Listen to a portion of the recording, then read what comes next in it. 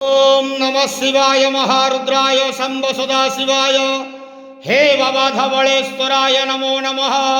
दीपं यदि परं ब्रह्म दीपं यदि जनार्दनः दीपाहरतु मे पापो पूजा दीप नमस्तुते।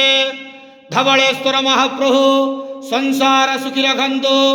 आज शुभ शुक्रवार रे समस्त श्रद्धालु भक्त मानक आशीर्वाद करंतु। समस्त श्रद्धालु भक्त मानकर मनस्कामना पूर्ण करंतु। कर्म क्षेत्र उन्नति करंतु। ग्रहरिष्टमान खंडन करंतु। जगतर मंगल करंतु। विश्वर कल्याण करंतु। आपणकर नाम प्रकाश करंतु। सेवकर डाक श्रवण करंतु। समस्त गुआवसा भक्त मानकर मनस्कामना पूर्ण करंतु। हे बाबा धवलेश्वराय नमो नमः। संसार सुखी रखंतु नंद गवार हरि बोलो। आज शुभ शुक्रवार रे समस्त श्रद्धालु भक्त मानक आशीर्वाद करंतु नंद गवार हरि बोलो। ओम नमः।